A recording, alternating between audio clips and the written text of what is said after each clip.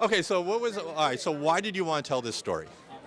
It's a really fun genre exercise, but at the heart of it, it's about a woman that's picking herself up after the lowest point in her life. So it's about a woman that gets dosed by a paralytic agent while this predator is chasing her. But along the way, it's about her discovering that she has to fight in order to want to live again.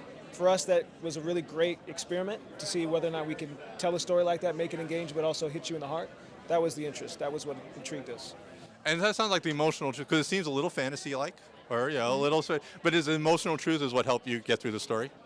Absolutely. I mean, the film in itself is a genre exercise about a woman who gets, like he said, gets dosed with a paralytic and has to try to survive a killer as her body is shutting down.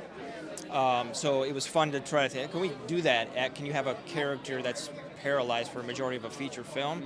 But it wasn't until we came up with the character of Iris, our main character, and her journey and the emotional resonance that her journey would carry through that we actually went, okay, this is a movie that we could make and a movie that would hopefully sit with people and they could pull something from it. So yeah, it wasn't until we came up with the character's journey that it actually became a film. It's interesting because if you're limited physically, it must be, but it also amps up the other drama and a lot of the emotional aspect, which tells a much different story than we're not accustomed to. Yeah, I mean, it was a challenge for our actress, but then it also meant that her predator, it's a two-hander, right? So our predator, the killer, then has to take up a lot of space, and he has to be the one that we're following while she's paralyzed. So it was a really interesting experiment. We wanted to know whether we could pull it off. Sam Raimi produced it with us, and so he and his partner Zainab Azizi, they are our idols and our partners, and it was great to have them, go on the journey with us and see, we pulled it off. I mean, by most accounts, we pulled it off. I'll give you a lesson. So, what was the most challenging scene to shoot on set then?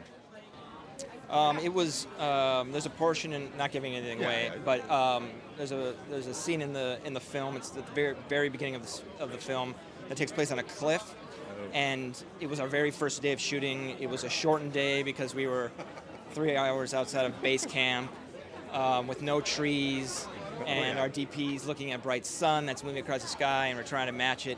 So that, what I would say, was the toughest day, just because of first day.